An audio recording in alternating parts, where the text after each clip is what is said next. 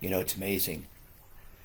We'd rather follow as people the traditions handed to us by our fathers and forefathers. If we want to learn from God, what do?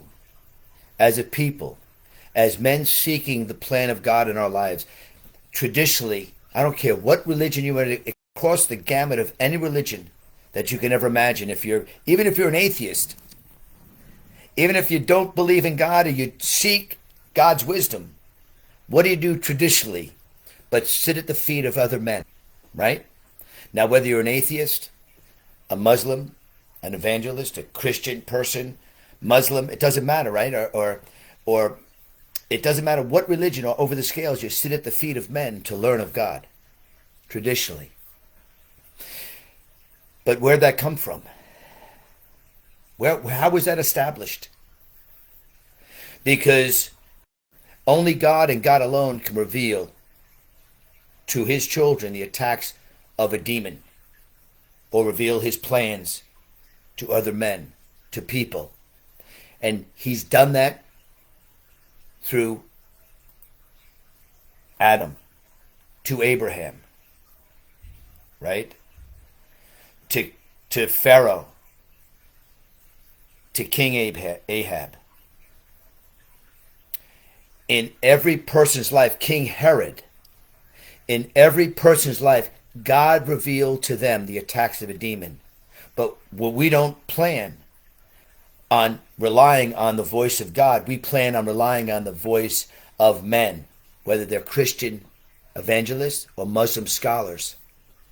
Now, why would God Almighty, who can speak to his and has spoke to his children, rely on covetous, lust-filled, sinful man to warn his children of Satan's attacks or his plans? In no case did I share with you with Adam, revealed Satan's attacks, Abraham, of course, Pharaoh, King Pharaoh, of course, King Ahab, of course, King Herod, of course, and all those people in between. God had revealed his plan and satanic attacks through his voice. Why are we leaning on Christian evangelists and Muslim scholars? One day, I was caught up in a vision from God, and Satan walked in my back door, and God was revealing to me that there was going to be a plan of attack on my life, on my family, to remove me from this planet and bring destruction in my family. And before Satan could even conjure up this plan, God had revealed that Satan was going to attack me in all his might and all his power and tempt me to destroy my life and remove me from this planet.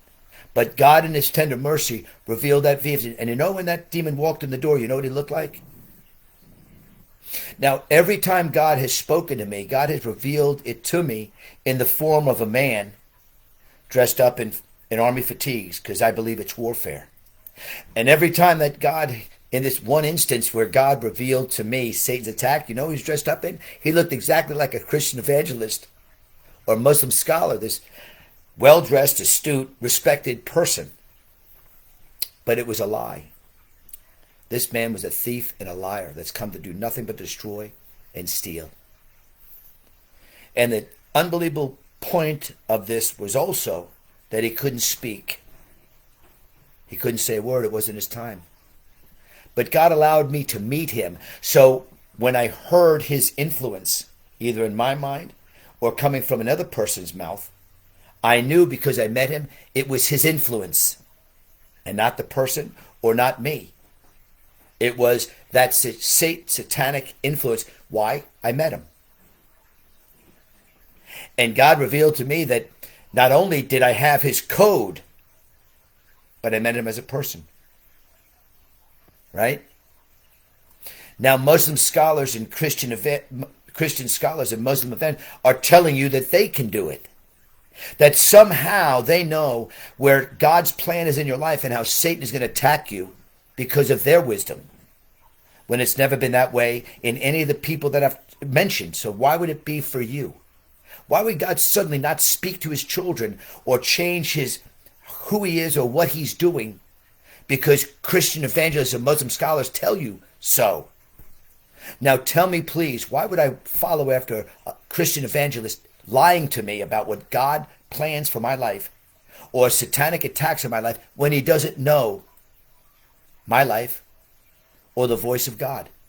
Moses went to Pharaoh because God revealed to Moses not what he planned for Pharaoh, but remind Pharaoh what God had expected of him and how Satan was going to come and destroy his life if he didn't obey him. And all those people that followed Pharaoh perished after a man. It was only by the faith of Moses and the tender mercy and power of God to deliver the Jewish people. But only 2 followed God: Caleb, Joshua. So why is it that we're following the commands of men? Traditionally, that's what we do, right? When God delivered me from following the traditions of men, I was following Christian evangelists. You could be following Muslim scholarship. Same deal, man. Nothing's happening. God's not doing anything according to what they say. And their great promises, it won't be in your lifetime. It'll be in your kid's lifetime. But that's been going on for centuries. Those same sick, tired lies. And the same thing Christian evangelists say. So what does it matter? God wishes to work in your life and show you his greatness. But when I forgave my father, my earthly dad, that's when my eyes were open and I was lost. I thought, what is this faith? And faith wasn't what Christian evangelists and Muslim scholars are telling you that you have to believe in. Faith is when you hear the voice of God. Isn't that amazing? You never heard that before in your life. You never heard that faith comes not because Christian evangelists or Muslim scholars, you believe what they say. You've never heard in your life that it is how God speaks to you. That is the only way you can get faith. Know the way.